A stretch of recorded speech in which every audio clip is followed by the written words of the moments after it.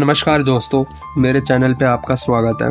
आज का टॉपिक है कुणाल कामरा का नया कंट्रोवर्सी पे, जिसमें एक तरफ फ्रीडम ऑफ स्पीच का मुद्दा उठ रहा है और दूसरी तरफ पॉलिटिकल हाइपोक्रेसी भी सामने आ रही है।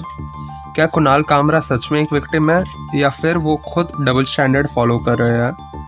पॉलिटिशियन इस इशू पर कैसे बिहेव कर रहे हैं और हमारा कॉन्स्टिट्यूशन में इस पे क्या लिखा है, चलिए सब समझते हैं बहुत सिंपल और क्लियर तरीके से। कुणाल कामरा एक स्टैंड अप कॉमेडियन है जो पॉलिटिकल सटायर के लिए जाने जाते हैं। उनका एक शो वायरल हो गया जिसमें उन्होंने एकनाथ शिंदे का मजाक उड़ाया। डायरेक्टली तो नहीं पर इनडायरेक्टली उड़ाया। इस पर शिवसेना के सपोर्टर इतने भड़क गए कि उन्होंने मुंबई के हैबिटेट में तोड़फोड़ करना स्टार्ट कर दिया। एफआईआर भी फाइल हो गई और अब कामरा को लीगल ट्रबल्स का सामना करना पड़ सकता है। पर सवाल ये है कि ये सिर्फ मजाक था या फिर इंटेंशनली किसी एक पॉलिटिशियन को टारगेट करने की कोशिश। बात सिर्फ कुणाल कामरा की नहीं है, ये इंडिया में हर कुछ टाइम बाद होता है। कभी किसी कॉमेडियन को टारगेट किया जाता है, कभी किसी राइटर को और कभी किसी फिल्म मेकर को। पर आखिर ये होता क्यों है? पॉलिटिकल सेंसिटिविटी इंडिया में पॉलिटिक्स एक रिलीजन जैसा हो गया है। लोग लीडर्स को गॉड की तरह ट्रीट करते हैं। उनका मजाक बनाया तो देशद्रोही समझा जाता है। वोट बैंक पॉलिटिक्स, लीडर को छोटी छोटी बातों का इशू बनाकर अपना सपोर्ट सिक्योर करना होता है। अगर उनका एक सपोर्टर हर्ट फील करे तो लीडर उस पर रिएक्शन देना ज़रूरी समझता है ताकि वोट ना जाए। न्यूज़ चैनल और सोशल मीडिया पर ऐसे इशू को बढ़ा चढ़ाकर दिखाया जाता है ताकि पब्लिक का ध्यान असली प्रॉब्लम से शिफ्ट हो जाए। इंडिया में डिफेमेशन, सेडिशन और पब्लिक ऑर्डर डिस्टर्बेंस के लॉज का यूज अक्सर पावरफुल लोगों को बचाने के लिए ही जाते हैं। मतलब ये सिर्फ एक गेम है जो पॉलिटिशियन और मीडिया मिलके खेलते हैं। अब बात करें कि लीगल एक्शन की, सो हमारा कॉन्स्टिट्यूशन 191 कहता है कि हर सिटीजन को फ्रीडम ऑफ स्पीच का एक्सप्रेशन का राइट है, लेकिन ये एब्सोल्यूट नहीं है। आर्टिकल 19(2) में बोला गया है कि अगर कोई स्पीच पब्लिक ऑर्डर डिस्टर्ब करे, डिफेमेशन हो, मोरालिटी या नेशनल सिक्योरिटी पे इम्पैक्ट करे तो उस पर रेस्ट्रिक्शन लगा सकते हैं। अब ये देखा जाए तो कुणाल कामरा का कंटेंट डिफेमेशन और पब्लिक ऑर्डर डिस्टर्बेंस के बाउंड्री को टच करता है। पॉलिटिकल सटायर अलाउड है, पर किसी इंडिविजुअल की इमेज हार्म हो रही है तो लीगल एक्शन वैलिड हो सकता है।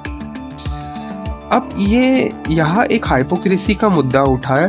जब कुणाल कामरा किसी पॉलिटिकल लीडर को रोस्ट करते हैं तब वो फ्री स्पीच का नाम पर जस्टिफाई करते हैं, लेकिन जब कोई उनको क्रिटिसाइज करे या कोई लीगल एक्शन होता है तब वो विक्टिम कार्ड खेलने लगते हैं। जब अर्नब गोस्वामी पर केस हुआ था तब वो खुश होकर बोले थे कर्मा रिटर्न्स।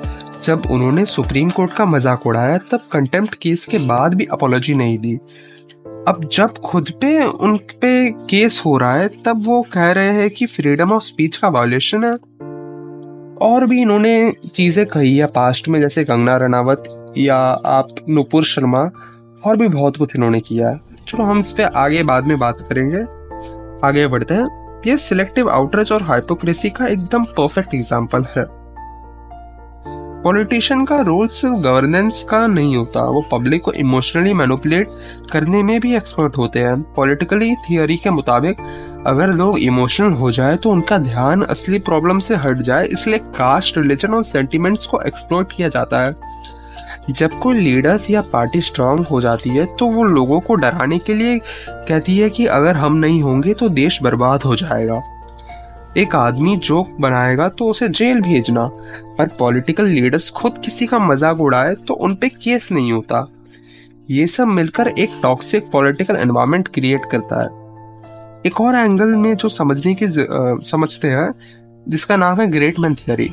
यह थियरी कहती है कि जो लीडर होते हैं ना, उनको क्रिटिसाइज नहीं करना चाहिए क्योंकि उन्होंने कंट्री के लिए बहुत कुछ किया है। लेकिन डेमोक्रेसी का मतलब है कि यह है कि पावरफुल लोगों को अकाउंटेबल रखना। अगर किसी लीडर ने देश के लिए काम किया है, इसका मतलब ये नहीं कि उन पे क्रिटिसिज्म अलाउड नहीं है, लेकिन पर्सनल अटैक और इंसल्ट सटायर के नाम पे नहीं होना चाहिए। मतलब अगर क्रिटिसिज्म करो तो लॉजिकल करो, पर्सनल हेट्रेड नहीं। अब सवाल ये है कि प्रॉब्लम कब तक चलेगी, इसका सॉल्यूशन है कि नहीं। तो इसका सॉल्यूशन हम 5 पॉइंट्स में डिस्कस करेंगे। पहला पॉइंट है कि लॉ को और स्पेसिफिक बनाया जाए ताकि पता चले कि सटायर अलाउड है या नहीं। दूसरा पॉइंट, डिफेमेशन और सेडिएशन का मिसयूज बंद हो और पॉलिटिशियन पर भी वही रूल लागू हो जो आम आदमी पर लगते हैं। तीसरा पॉइंट, अगर लीडर्स खुद अब्यूसिव लैंग्वेज यूज करता है तो उनको भी पनिशमेंट मिलनी चाहिए।